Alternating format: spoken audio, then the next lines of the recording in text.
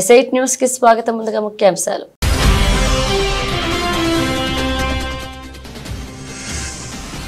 అసభ్యకర రీతిలో పోస్ట్ పెట్టి అవమానించారంటూ మంత్రి కొండా సురేఖ కంటతడి. బీఆర్ఎస్ క్షమాపణ చెప్పాలని డిమాండ్ చేసిన మంత్రులు సీతక్క, పొన్నం ప్రభాకర్.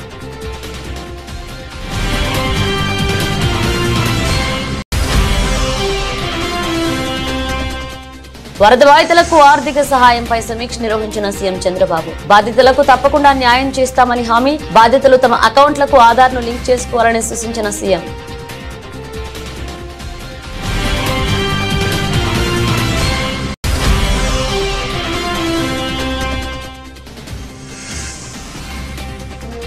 ఆసుపత్రిలో చేరిన బీఆర్ఎస్ ఎమ్మెల్సీ కవిత. కొంతకాలంగా పలు ఆరోగ్య సమస్యలతో బాధపడుతున్న కవిత.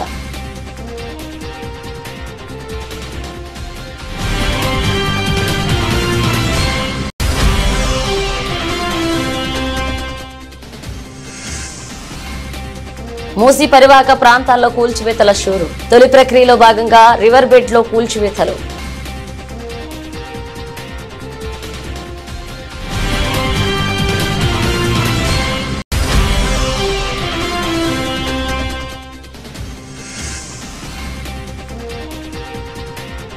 చరిత్ర సృష్టించిన టీమిండియా. టెస్టుల్లో 90 సిక్సర్ల మైలురాయిని అందుకున్న తొలి జట్టుగా అవతరణ.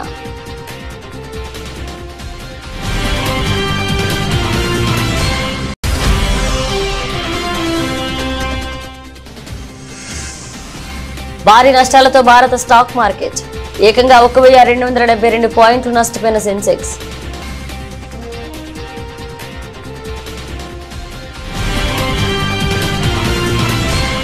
జిల్లా ఇన్ఛార్జ్ మంత్రిగా తాను మెదక్ వెళ్లినప్పుడు చేనేత కార్మికుల సమస్యలను చెబుతూ బీజేపీ ఎంపీ రఘునందన్ రావు గౌరవ సూచకంగా తనకు ఒక నూలు దండ వేస్తే దాన్ని బీఆర్ఎస్ సోషల్ మీడియా అసభ్యకరంగా ట్రోల్ చేసిందంటూ మంత్రి కొండా సురేఖ కన్నీళ్లు పెట్టుకున్నారు.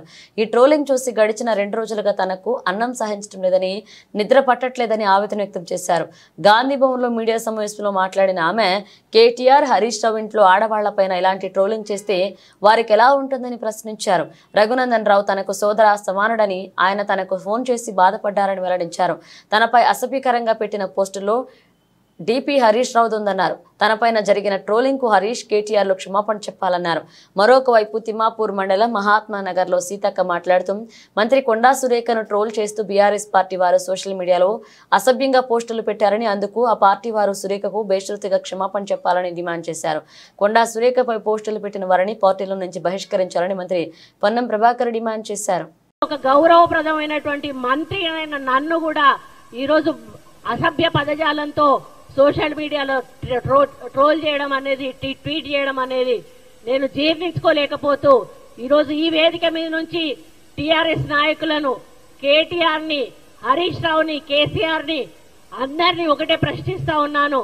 మీ ఇంట్లో ఆడవాళ్ళు ఉన్నారు, ఇదే పద్ధతిలో మీ ఇంటి ఆడవాళ్ల మీద ట్రోల్ చేస్తే ఏ విధంగా ఉంటుందో ఒక్కసారి ఆలోచించాల్సిన అవసరం ఉన్నది. మీరు 10 సంవత్సరాలు మంత్రులుగా ఉన్నారు, అధికారంలో ఉన్నారు. మహిళలకు గౌరవం ఇవ్వాల్సిన అవసరం మీకున్నది.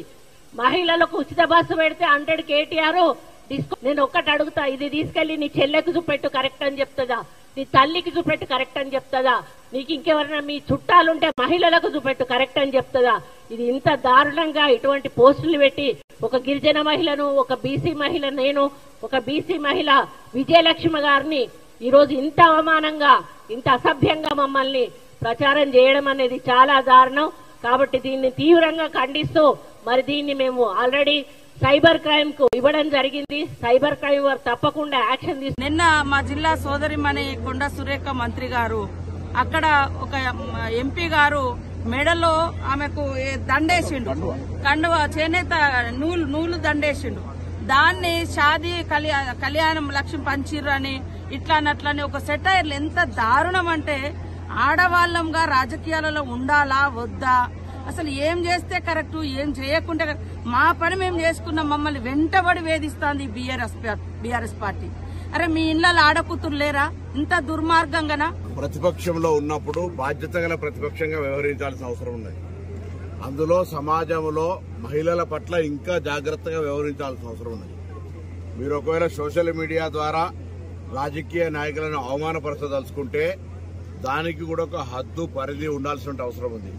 కానీ ఈరోజు ఒక ఇటువంటి పొలిటికల్ యాక్టివిటీలో జిల్లా మంత్రిగా ఒక కార్యక్రమంలో పాల్గొనే సందర్భంలో మరొక ప్రజాప్రతినిధి గౌరవ సూచకంగా ఒక మాల ధరింపజేస్తే కూడా దానిపైన సెటార్లు వేసి అది అవమానపరిచే విధంగా, మొత్తం మహిళా జాతిని అవమానపరిచే విధంగా మరి పోస్టులు పెట్టి దాన్ని పబ్లిసిటీ చేస్తున్నటువంటి వాళ్ళ పట్ల తీవ్రంగా ఖండిస్తా ఉన్నాం. ఇది మంచి పద్ధతి కాదు. రాష్ట్రంలో భారీ వర్షాలు, వరదలకు నష్టపోయిన ప్రజలకు అందిన పరిహారంపై ముఖ్యమంత్రి నారా చంద్రబాబు నాయుడు సచివాలయంలో సమీక్ష చేశారు. ఇప్పటి వరకు అందిన సాయం, లబ్ధిదారుల సమస్యలు, ఫిర్యాదులపై అధికారులు ముఖ్యమంత్రికి వివరించారు. అందించాల్సిన 602 కోట్ల పరిహారం పంపిణీకి గాను 588.59 కోట్లు లబ్ధిదారుల అకౌంట్లలో జమ చేసినట్లుగా అధికారులు వివరించారు. ఇందులో రైతులకు పంట నష్టపరిహారం కింద జరిపే చెల్లింపులు 300 కోట్లు కాగా మిగిలిన మొత్తం ఇళ్లు, షాపులు మునిగి ఆస్తులు నష్టపోయిన వారికి పరిహారంగా అందిస్తున్నామన్నారు. ఇక ప్రభుత్వం బాధితుల అకౌంట్లకు నగదు డీడీటీ పద్ధతిలో అందించగా అందులో 97% మంది లబ్ధిదారులు అకౌంట్లకు పరిహారం జమ అయిందని అధికారులు వివరించారు. అయితే 22,185 మంది లబ్ధిదారులకు సంబంధించి బ్యాంక్ అకౌంట్ల లోపాలు, సాంకేతిక సమస్యల కారణంగా నగదు జమ అవ్వలేదని అధికారులు వివరించారు. బ్యాంక్ అకౌంట్తో ఆధార్ లింక్ అవ్వకపోవడం, ఆధార్ అకౌంట్ మ్యాచ్ అవ్వకపోవడం, అకౌంట్ యాక్టివ్గా లేకపోవడం, అకౌంట్ క్లోజ్ అవ్వడం, అకౌంట్ తప్పుగా నమోదవడం, ఇతర వివరాలు సరిగ్గా లేకపోవడంతో పరిహారం సొమ్ము లబ్ధిదారుల అకౌంట్లో జమ కాలేదని అధికారులు వివరించారు. ఈ నేపథ్యంలో లబ్ధిదారులు బ్యాంకుకు వెళ్లి కేవైసీ పూర్తి చేసుకోవాలని కోరామని, 2-3 రోజుల్లో ఆ ప్రక్రియ పూర్తవుతుందని అధికారులు తెలిపారు. బ్యాంక్ అకౌంట్లకు మరొకసారి డబ్బులు బదిలీ చేశామని, ఈ రోజు సాంకేతిక సమస్య పరిష్కరించుకున్న వారి అకౌంట్లలో డబ్బులు జమ అయ్యాయని వివరించారు. సాంకేతిక సమస్యలు పరిష్కరించి ప్రతి ఒక్కరికి పరిహారం అందజేయాలని, ఏ ఒక్కరూ అసంతృప్తితో ఉండడానికి వీల్లేదని అధికారులకు సీఎం సూచించారు. అర్హులు ఎవరికి సాయం అందకుండా ఉండేందుకు అవకాశం ఉండకూడదని సీఎం స్పష్టం చేశారు. ఇప్పటికీ కొంతమంది పరిహారం కోసం దరఖాస్తు చేసుకుంటున్నారని, వాటిని పరిశీలించి అర్హత ఉంటే ప్రభుత్వం నుండి సాయం అందజేస్తున్నామని అధికారులు తెలిపారు.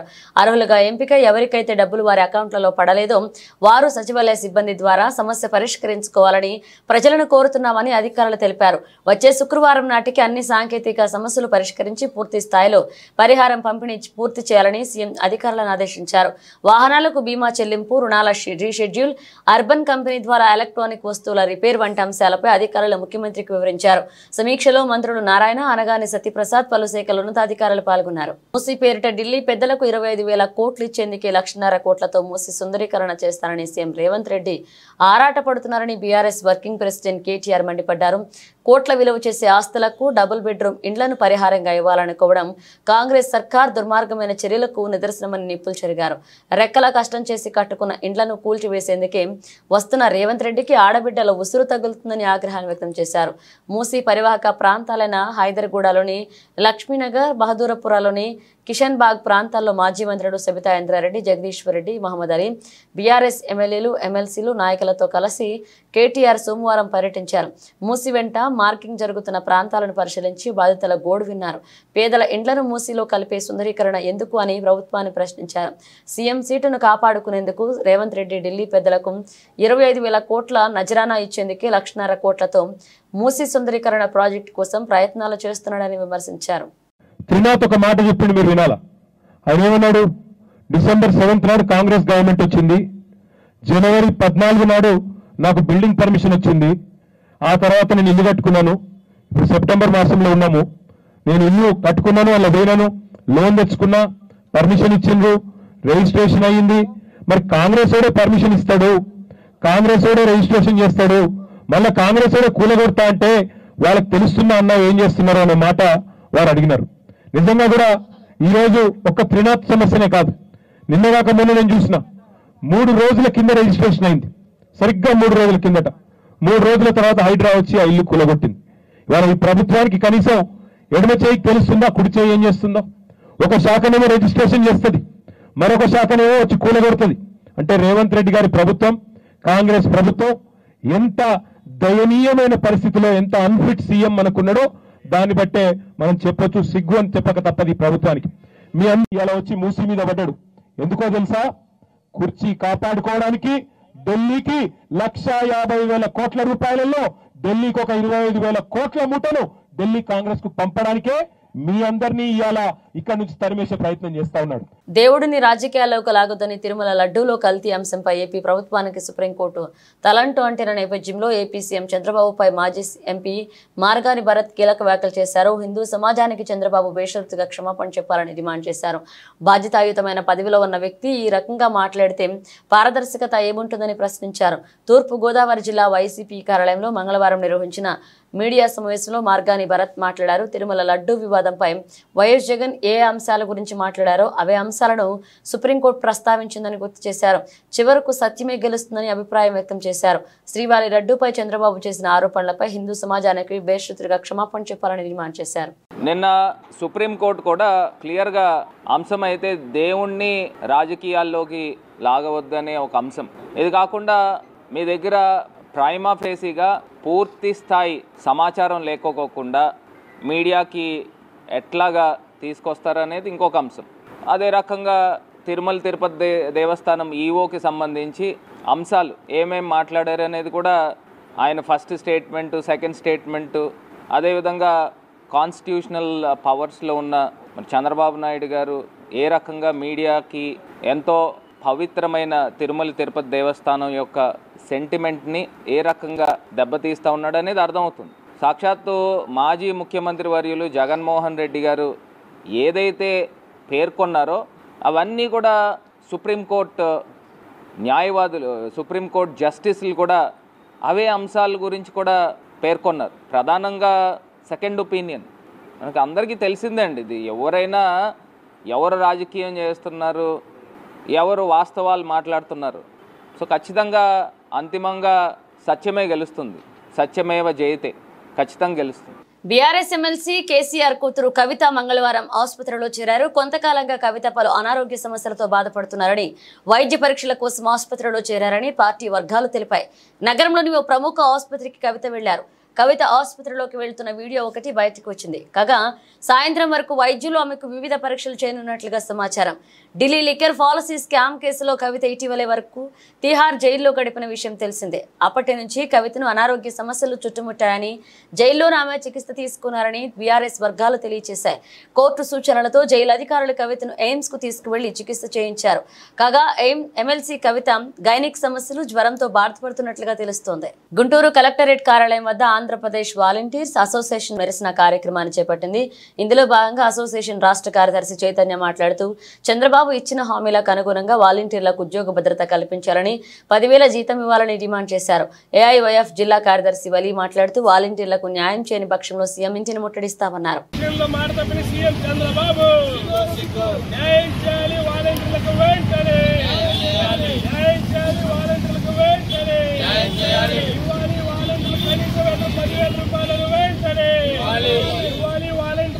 చంద్రబాబు ఇచ్చిన హామీ 10,000 రూపాయలు వెంటనే ఇవ్వాలి. సీఎం చంద్రబాబు ఇచ్చిన 10,000 రూపాయల హామీని వెంటనే పోరాడతాం. వాలంటీర్లకు న్యాయం జరిగేంత వరకు పోరాడతాం.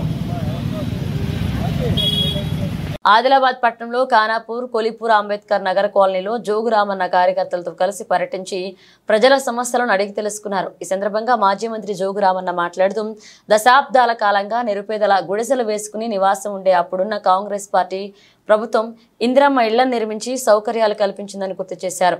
ఇప్పుడున్న రేవంత్ రెడ్డి సర్కార్ చెరువును కబ్జా చేసి నిర్మించారని కూల్చేందుకు మార్కింగ్ వేయడం సరికాదని పేర్కొన్నారు. ఎవరూ అధైర్యపడవద్దని బీఆర్ఎస్ పార్టీ అండగా ఉంటుందని పేర్కొన్నారు. ఈరోజు ఆదిలాబాద్ పట్టణానికి సంబంధించినటువంటి ఏదైతే వార్డ్ నంబర్ 27, 28, 29 సంబంధించినటువంటి అయితే ఖానాపూర్ చెరువు ఆ ప్రాంతంలో చాలా దూరంగా ఇండ్లు నిర్మాణం చేసుకొని 70-80 సంవత్సరాల నుంచి కూడా ఆ కుటుంబాలు ఇక్కడ నివసిస్తున్నారు. అందరూ పేద ప్రజలే సొంతం జాగాలు కొనుక్కొని ఇల్లు కట్టుకోవడానికి పర్మిషన్లు తీసుకొని ఇలా కొందరు పక్కా ఇండ్ల నిర్మాణం చేసుకున్నారు, కొందరు టెంపరీ ఇండ్లు వేసుకున్నారు, కొందరికి ఇందిరమ్మ ఇండ్లు కూడా ఇందిరమ్మ ప్రభుత్వంలో 2004లో ఇందిరమ్మ ఇండ్లు కూడా ఇచ్చి కట్టించిన ఇండ్లు ఉన్నాయి. వీళ్ళందరినీ ఇలా హైడ్రా పేరుతో 3-4 రోజుల క్రితం జిల్లా కలెక్టర్ గారి యొక్క ఆదేశానుసారం మరి రెవెన్యూ, ఇరిగేషను, మున్సిపాలిటీ, పోలీసు అందరు కలిసి 4 టీములుగా ఏర్పడి మరి ఎక్కడెక్కడి వరకైతే ఈ చెరువు ఎఫ్టీఎల్ ఉన్నదని చెప్పి మరి మార్కింగ్ ఇవ్వడం జరిగింది. ఆ మార్కింగ్ తర్వాత ఇంకా 30 మీటర్లు బఫర్ ఉంటుందని చెప్పి భయపెట్టడం జరుగుతుంది. మేము ఒకటే ఈ ఖానాపూర్ కానీ కోలిపుర కానీ మరి ఇలా ఈ ప్రాంత పేద ప్రజలకు బీఆర్ఎస్ పార్టీ కేసీఆర్ గారి నాయకత్వంలో మీకు పూర్తిగా సపోర్ట్ ఉంటాం, మీకు పూర్తిగా మద్దతు ఉంటాం. ఎవ్వడు కూడా వచ్చి మీ ఇల్లుకు మార్కింగ్ ఇచ్చినా, బుల్డోజర్లు పెట్టినా, ఏ రాత్రి వచ్చినా ఎప్పుడు వచ్చినా మా బీఆర్ఎస్ పార్టీ కార్యకర్తలు, నాయకులందరం కూడా మీకు అండగా ఉంటామని చెప్పి. తూర్పుగోదావరి జిల్లా గోకవరం కాలుష్య కారక కంపెనీలను ఎట్టి పరిస్థితుల్లోనూ ప్రోత్సహించబోమని జగ్గంపేట శాసనసభ్యులు జ్యోతుల నెహ్రూ అన్నారు. గుమ్మలదొడ్డినిలో నిర్మించిన అస్సాగో కంపెనీని స్థానిక గ్రామస్తులతో కలిసి ఆయన సందర్శించారు. ధ్వని, వాయు, నీటి కాలుష్యాలలో సమీప గ్రామ ప్రజలు కంపెనీ ముందు ధర్నా నిర్వహించిన నేపథ్యంలో ప్రజలు యాజమాన్యం పిలుపు మేరకు ఇథనాయిల్ కంపెనీని సందర్శించడం జరిగిందన్నారు. ఫ్యాక్టరీ ప్రారంభించేటప్పుడు సాంకేతిక సమస్యల వల్ల గ్రామస్తులు ఇబ్బందులు పడకుండా జాగ్రత్తలు తీసుకుంటే బాగుంటుందని ఆయన తెలిపారు. రాష్ట్రంలో నూతన ఫ్యాక్టరీల ఏర్పాటుకు చర్యలు తీసుకోవడంతో పాటుగా ఫ్యాక్టరీల వల్ల సమీప గ్రామ ప్రజలు ఇబ్బందులు పడకుండా చూడాల్సిన బాధ్యత తమపై ఉందన్నారు. ఏదైతే అసాగో ఇండస్ట్రీ అంటే ఇథనాల్ తయారు చేసేటటువంటి ఫ్యాక్టరీ నిర్మాణం జరిగిందో ఈ ప్రభుత్వ టైంలో దాన్ని గతంలోనే ప్రారంభోత్సవం చేశారు. కానీ అది పనిచేయడం మొదలుపెట్టినటువంటి పరిస్థితి ఇప్పుడు కలిగింది. ఏదైతే గత 20 రోజుల్లోనో అవుతుంది, 20 రోజుల్లో ఈ పనిచేయడం మొదలెట్టిందో అక్కడి నుంచి ప్రజల్లో ఒక ఆందోళన బయలుదేరింది. గతం నుంచి నిర్మాణం దగ్గర నుంచి ఆందోళన ఉంది. దీనివల్ల కాంగ్రెస్ పార్టీ కూడా ఒక ఉద్యమం చేసింది. ఆ రోజు కూడా మేము వీళ్ళకి ఏం పని లేక ఉద్యమం చేస్తున్నారు, ఇది వాస్తవం. మేము అనుకున్నాం ఒక ఇండస్ట్రీ వస్తుంది కదా మన ప్రాంతానికి, కొంతమందికి ఉపాధి కలుగుతుంది, దాని మీద ఎందుకు మనం ఇబ్బంది కలిగించాలి అని చెప్పేసారు. అదే రకంగా ప్రారంభించే ముందు కూడా మా దగ్గరకు వచ్చారు. వస్తే మేము వారిని అడిగింది ఏంటంటే, కేవలం మీరు ఇచ్చేటటువంటి ఉద్యోగాలు 10,000 నుంచి 20,000 లోపు ఉంటాయి ఇక్కడ పిల్లలకి ఎవరికి ఇచ్చిన. కాబట్టి బయట కాకుండా మీరు ఎన్ని ఉద్యోగాలు ఇవ్వగలిగితే అన్నీ కూడా ఈ గోకవరం మండలానికి సంబంధించే ఉద్యోగాలు ఇవ్వండి అని చెప్పేసి మేము అడగడం జరిగింది. సరే, అది ఒక్కొక్కరికి ఇస్తున్నారు, చేర్చుకుంటూ వెళ్తున్నారు. ఈ లోపల ఇక్కడ ఇబ్బందికర పరిస్థితులు వచ్చాయి. 4 గ్రామాల్లో ప్రజలు 20 రోజులు టైం ఇచ్చాం. ఆ 20 రోజుల్లో కూడా 70% పొల్యూషన్ లేకుండా, స్మెల్ లేకుండా, ముందు సౌండ్ అన్నారు మా వాళ్ళు. సౌండ్ గురించి తర్వాత మాట్లాడదాం. సౌండ్కి అలవాటు పడిపోతాం, డీజేలు పెడుతున్నాం, దుబ్బుకు మాట్లాడు కొడుతుంటే వాయించినట్టే కొంత ఇబ్బంది ఉంటుంది. తర్వాత అది మనమే అలవాటు పడుతున్నాం. కానీ ఇది ప్రమాదమైంది. ఇది ఈ గాలి పీలితే ఏమవుతుందో తెలీదు. సౌండ్ కూడా నైట్ ఆపేయాలండి. ఆ కండిషన్స్ అన్ని రేపు పెడతారు. ఇప్పుడు మా వాళ్ళు చెప్పినటువంటి అన్ని పాయింట్స్ ని కూడా అందులో రేపు కండిషన్స్ గా వస్తాయి. 20 రోజులు మాత్రం మేము టైం ఇవ్వడం జరుగుతుంది. గుడిబడి పేర్లను ప్రస్తావిస్తూ వర్ధన్నపేట ఎమ్మెల్యే కేఆర్ నాగరాజు చేసిన వ్యాఖ్యలు వివాదాస్పదంగా మారాయి. వరంగల్ పర్యటనలో భాగంగా ఆయనవోలు మండల కేంద్రంలోని కస్తూర్బా గాంధీ బాలికల పాఠశాలను ఎంపీ కడియం కావ్యతో కలిసి సందర్శించారు. ఈ సందర్భంగా ఎమ్మెల్యే నాగరాజు మాట్లాడుతూ గుడి కంటే బడి ముఖ్యం, బడుల్లో జ్ఞానం దొరుకుతుంది అని ఆలయాలు నిర్మిస్తే బిచ్చగాళ్లు ఎక్కువ అవుతారని ఎమ్మెల్యే చేసిన వ్యాఖ్యలు జిల్లాలో ప్రస్తుతం చర్చనీయాంశంగా మారింది. ఎమ్మెల్యే చేసిన వ్యాఖ్యలపైన మాదిగ కులస్తులు, హిందూవాదులు మండిపడుతున్నారు. ఇంపార్టెంట్ నాకు ఫస్ట్ మనం బడికి పోదాం. ఎందుకంటే అంబేద్కర్ గారు చెప్పారు, నేను ఎక్కడ ప్రస్తావించినా అదే చెప్తాను. డాక్టర్ బిఆర్ అంబేద్కర్ గారు ఏం చెప్పారంటే గుడి కంటే నేను బడికి ఎక్కువ ప్రాధాన్యత ఇస్తా. బడి కడితే విద్యావేత్తలు జ్ఞానాన్ని సంపాదించిన, ప్రపంచాన్ని చాటించేంత జ్ఞానాన్ని సంపాదించుకొని నా ప్రపంచాన్ని శాసించేంత శక్తి వస్తుంది. అదే గుడి కంటే విషయాలు తయారవుతారు. కాబట్టి నేను గుడి కంటే ఎక్కువ బడికే ప్రిఫరెన్స్ ఇస్తాను చెప్పకుండా ఫస్ట్ బడికి తీసుకొచ్చాను. అందుకు క్షమించమ్మా. అందరి మధ్యన విద్యుత్ సర్దుబాటు పద్ధతిని రద్దు చేయాలని సిహెచ్ బాబురావు డిమాండ్ చేశారు. 7,200 కోట్ల రూపాయల విద్యుత్ సర్దుబాటు ఛార్జీల భారం మోపడానికి రంగం సిద్ధం చేసిందన్నారు. 2022-23 సంవత్సరానికి సంబంధించి వినియోగించిన విద్యుత్పై అదనపు సర్దుబాటు ఛార్జీలపై బహిరంగ ప్రకటన విడుదల చేసిన విద్యుత్ నియంత్రణ మండలిని ఆయన డిమాండ్ చేశారు. ఎన్నికలకు ముందు ఎన్డీఏ కూటమి అధికారం వచ్చిన తర్వాత మాట తప్పారన్నారు. 100 రోజుల పరిపాలన అద్భుతంగా ఉందని ఎన్డీఏ నాయకులు ప్రచారం చేసుకుంటున్నారన్నారు.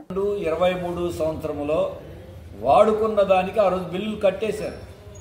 కట్టిన బిల్లులు చాలలేదు, అదనంగా ఈరోజు సుమారుగా యూనిట్కి 45 పైసల నుండి ₹3.27 వరకు మళ్ళీ అదనంగా కట్టించుకోవడానికి ప్రయత్నం చేస్తున్నారు. ఇప్పటికే కరెంటు బిల్లుల్లో 3 రకాల సర్దుబాటు ఛార్జీలు ఇప్పుడు కడుతున్నాం. ఆ సర్దుబాటు ఛార్జీల విధానమే రద్దు చేయాలని ప్రజలందరూ కోరుతూ ఉంటే మేము భారం వేయమని చెప్పి మళ్ళీ 100 రోజులు తిరక్కముందే ఈ గవర్నమెంట్ కూడా విద్యుత్ నియంత్రణ మండలి ద్వారా గతంలో వాడుకున్న దానికి వసూలు చేయటం అనేటువంటిది ఆ ప్రతిపాదనలు పెట్టడం, ఇది పూర్తిగా మాట తప్పడం తప్ప ఇంకొకటి కాదు. అంతేకాదు గతం ఇప్పటికే విద్యుత్ భారం చాలా ఎక్కువ ఉంది. ఉన్న భారాలు తగ్గించాలి. తగ్గించకపోగా అదనంగా వేయటం అంటే అసలు ఈ విధానం ఏంటి? 2 ఏళ్ల క్రితం వాడుకున్న కరెంటుకి ఇవాళ మళ్ళీ కట్టిన బిల్లు దానికి మళ్ళీ అదనంగా కట్టమనే ఈ పద్ధతే రద్దు చేయాలి. అది ట్రూ అప్ ఛార్జీలా, దానికి సర్దుబాటు ఛార్జీలా, దానికి FPPCA అనే ఒక ఇంధనపు సర్దుబాటు ఛార్జీ అని ఇంకో పేరు పెట్టారు. పేరేదైనా ఒకటే, జనం దగ్గర నుంచి గుంజుకోవటమే. ఇప్పటికే ప్రతి నెల మన కరెంటు బిల్లుతో పాటు కడుతున్నాం. ఎన్నికల ముందు వైసీపీ ప్రభుత్వం ఈ ప్రతిపాదనని తొక్కిపట్టి ఉంచింది. ఇప్పుడు ఎన్నికలు ముగియగానే తెలుగుదేశం బయటికి తీసుకొచ్చింది. గతంలో వైసీపీ ప్రభుత్వం 2014-19లో తెలుగుదేశం తొక్కిపట్టిందని వాళ్ళు జనం మీద 3 రకాల సర్దుబాటు ఛార్జీలు వేశారు. కేంద్ర ప్రభుత్వం బీజేపీ ఈ సర్దుబాటు ఛార్జీల విధానాన్ని ప్రతి నెలా వసూలు చేయమని వాళ్ళు ఆదేశం ఇస్తున్నారు. ఇక్కడ కూటమిగా ఉన్న ప్రభుత్వం ఇటువంటి భారాల్ని ఈరోజు మోపుతా ఉన్నారు. కాబట్టి ఇది దాదాపుగా రాష్ట్రంలో ఉన్న 2 కోట్ల మంది వినియోగదారుల మీద ఈ విద్యుత్ బాధుడు, ఉన్న బాధుడికి తోడు అదనపు బాధుడు కూడా ఈ రోజున ప్రారంభం కాబోతోంది. దీన్ని పూర్తిగా ఉపసంహరించాలని సిపిఎం తరఫున మేము డిమాండ్ చేస్తా ఉన్నాం. ఇది మాట తప్పడం తప్ప ఇంకోటి కాదు. ఇది పేరుని మాకేమీ సంబంధం లేదనొచ్చు. విద్యుత్ నియంత్రణ మండలి ద్వారా మూసీ పరివాహక ప్రాంతాల్లో కూల్చివేతలు మొదలయ్యాయి. చాదర్ఘాట్, శంకర్ నగర్ బస్తీలో కూల్చివేతలను మంగళవారం ఉదయం అధికారులు ప్రారంభించారు. ఆర్బీఎక్స్ అని రాసి ఇళ్లు ఖాళీ చేసిన వాటిని అధికారులు కూల్చివేస్తున్నారు. ఎలాంటి అవాంతరాలు జరగకుండా భారీగా పోలీసులు మోహరించారు. దాదాపు 140 ఇళ్లు ఖాళీ అయ్యాయి. ఇళ్లు ఖాళీ చేసిన వారికి ప్రభుత్వం ఇచ్చిన హామీ ప్రకారం డబుల్ బెడ్రూమ్ ఇళ్లను కేటాయించనున్నారు. కాగా మూసీ సుందరీకరణ ప్రాజెక్టును తెలంగాణ ప్రభుత్వం చేపట్టిన విషయం తెలిసిందే. హైదరాబాద్ను వరదల నుంచి రక్షించేందుకు ఆక్రమణకు గురైన మూసీ నది పరివాహక ప్రాంతాలను చెరువులను పునరుద్ధరించి కాలుష్య కోరల నుంచి మూసీని కాపాడేందుకే ప్రభుత్వం మూసీ సుందరీకరణ ప్రాజెక్టు శ్రీకారం చుట్టింది. అధికారులు ముందుగా మూసీ నది FTL పరిధిని సర్వే చేశారు. అందులో దాదాపు 16,000 నివాసాలు FTL పరిధిలో ఉన్నట్లుగా తెలిసింది. అందులో పేద మధ్యతరగతి వారు నివసిస్తున్నారు. దీంతో ప్రభుత్వం మూసీ సుందరీకరణ ప్రాజెక్టులో భాగంగా FTL పరిధిలో నివాసాలు ఏర్పాటు చేసుకుని జీవిస్తున్న పేదలకు ఉచితంగా డబుల్ బెడ్రూమ్ ఇళ్లు ఇవ్వాలని నిర్ణయించింది. ఇక అందుకోసం ఇప్పటికే జీవో కూడా జారీ చేసింది. అయితే డబుల్ బెడ్రూమ్లు ఎవరికి ఇవ్వాలని దానిపై తాజాగా రెవెన్యూ అధికారులు సర్వే చేసి గుర్తించి ఇళ్లపై RBX రివర్ బెడ్ ఎక్స్ట్రీమ్ అని రాశారు.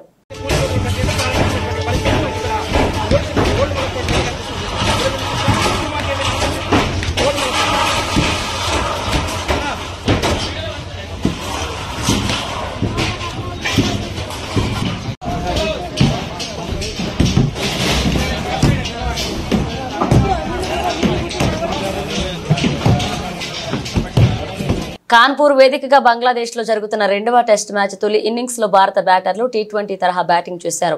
కేవలం 34.4 ఓవర్లలోనే 285 స్కోర్ బాది ఇన్నింగ్స్ ను డిక్లేర్ చేశారు. ఈ క్రమంలో టీమిండియా సరికొత్త ఆల్ టైమ్ రికార్డును నెలకొల్పింది. ప్రపంచ టెస్ట్ క్రికెట్ లో ఒక క్యాలెండర్ ఏడాదిలో 90 సిక్సర్లు మైలురాయిని చేరుకున్న మొట్టమొదటి జట్టుగా భారత్ అవతరించింది. కాన్పూర్ టెస్ట్ 4వ రోజున భారత తొలి ఇన్నింగ్స్ బ్యాటింగ్ చేయగా ఓపెనర్లు రోహిత్ శర్మ, SSP జైస్వాల్ చెలరేగి ఆడారు. బంగ్లాదేశ్ బౌలర్లను చితకొట్టారు. బ్యాటింగ్ ఆరంభంలోనే రోహిత్ శర్మ 3 సిక్సర్లు, జైస్వాల్ 2 సిక్సర్లు బాదారు. వీరిద్దరి తాటికి భారత్ తొలి 3 ఓవర్లలోనే 55 పరుగుల స్కోర్ అందుకుంది. ఆ తర్వాత KL రాహుల్, ఆకాష్ దీప్ చెరో 2, కోహ్లీ, శుభమాన్ గిల్ చెరో 1 చొప్పున సిక్సర్లు బాదారు. దీంతో ఈ ఏడాది టెస్ట్ లో భారత్ అందుకున్న సిక్సర్ల సంఖ్య 90కి చేరింది. దీంతో ఇంగ్లాండ్ రికార్డును భారత్ బద్దలు కొట్టింది. 2022లో ఇంగ్లాండ్ 89 సిక్సర్లు సాధించగా ఆ రికార్డును భారత్ చెరిపివేసింది. 1877లో టెస్ట్ క్రికెట్ ప్రారంభమవగా ఆనాటి నుంచి ఏ జట్టు ఒక్క క్యాలెండర్ ఏడాదిలో 90 సిక్సర్ల మైలురాన్ని చేరుకోలేదు. ఈ ఘనత సాధించిన తొలి జట్టుగా భారత్ చరిత్ర సృష్టించింది. కాగా ఇంతకు ముందు 2021లో భారత్ అత్యధికంగా 87 సిక్సర్లు బాదింది. ఇప్పటి వరకు అదే అత్యుత్తమంగా కొనసాగింది. దేశీయ స్టాక్ మార్కెట్లు కుప్పకూలాయి. అంతర్జాతీయ దేశాలు నెలకొన్న అనిశ్చిత పరిస్థితులకు తోడు జపాన్ సూచీలు కుప్పకూలడం దేశీయ మార్కెట్ల పతనానికి ఆజ్యం పోశాయి. బ్యాంకింగ్, ఆర్థిక, వాహన రంగ షేర్లలో క్రయ విక్రయాలు జోరుగా సాగాయి. ఇంట్రాడేలో 1300 పాయింట్లకు పైగా నష్టపోయిన 30 షేర్ల ఇండెక్స్ సూచి సెన్సెక్స్ చివరకు 1272.07 పాయింట్లు 1.49% నష్టపోయి 85,000 దిగువకు 84,299.78 వద్ద నిలిచింది. మరొక సూచి నిఫ్టీ కూడా 368.10 పాయింట్లు లేదా 1.41% పతనం చెంది 25,810.85 వద్ద ముగిసింది. స్టాక్ మార్కెట్ల భారీ నష్టంతో లక్షల కోట్ల మదుపరుల సంపద హారతి కర్పూరంలో కరిగిపోయింది. BSE లిస్ట్ అయిన కంపెనీల మార్కెట్ క్యాపిటలైజేషన్ విలువ 3,57,885.53 కోట్లు కరిగిపోయి 4,74,34,137.15 కోట్లకు 5.66 ట్రిలియన్ డాలర్లు పడిపోయింది. గడిచిన 2 నెలలుగా పెరుగుతూ వచ్చిన నిఫ్టీ భారీగా నష్టపోయిందని చైనా ఇటీవలే తీసుకున్న ఉద్దీపన ప్యాకేజీతో విదేశీ సంస్థగత పెట్టుబడిదారులు తమ పెట్టుబడులను అక్కడికి తరలించడం కూడా ఇతర దేశాల సూచీలపై ప్రతికూల ప్రభావం చూపాయని HDFC సెక్యూరిటీ హెడ్ దీపక్ జాసాని తెలిపారు. ఈ ఏడాది చివరి నాటికి సెన్సెక్స్ 1,00,000 పాయింట్లకు చేరుకునే అవకాశాలున్నాయని మార్కెట్ పండితులు అంచనా వేస్తున్నారు. దేశ ఆర్థిక వ్యవస్థ మరింత బలోపేతం అవుతుండడం ఇందుకు కారణమన్నారు. గడిచిన 3 నెలల్లో సూచీ 18% రిటర్ను పంచడంతో ఈ ఏడాది చివరి నాటికి 1,00,000 పాయింట్లకు చేరుకోవడం పెద్ద కష్టమేమీ కాదని veteran emerging market investor Mark Mobius తన అభిప్రాయాన్ని వ్యక్తం చేశారు. 2015 తర్వాత ఒక ఏడాది ఇంత స్థాయిలో రిటర్న్లు పంచడం ఇదే తొలిసారి అన్నారు. బులెటిన్ ముగించే ముందు హెడ్లైన్స్ మరోసారి.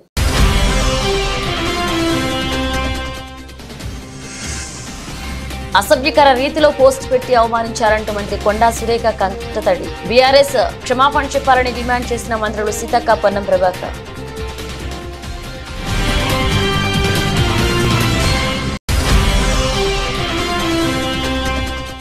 వరద బాధితులకు ఆర్థిక సహాయంపై సమీక్ష నిర్వహించిన సీఎం చంద్రబాబు. బాధితులకు తప్పకుండా న్యాయం చేస్తామని హామీ. బాధితులు తమ అకౌంట్లకు ఆధార్ను లింక్ చేసుకోవాలని సూచించిన సీఎం.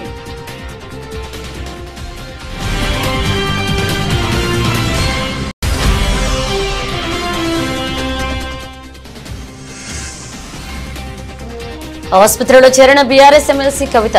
కొంతకాలంగా పలు ఆరోగ్య సమస్యలతో బాధపడుతున్న కవిత.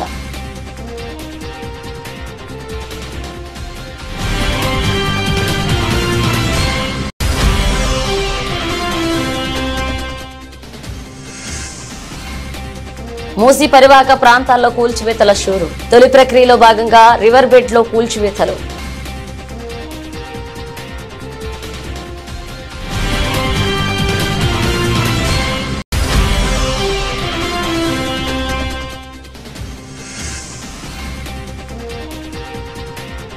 చరిత్ర సృష్టించిన టీమిండియా టెస్టుల్లో 90 సిక్సర్ల మైలురాయిని అందుకున్న తొలి జట్టుగా అవతరణ.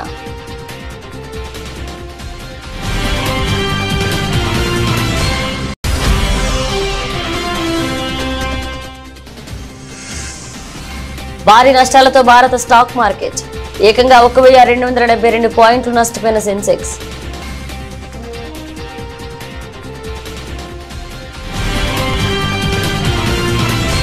ఇవి బులెటిన్ అప్డేట్స్. మరిన్ని అప్డేట్స్ తో మళ్ళీ కలుద్దాం.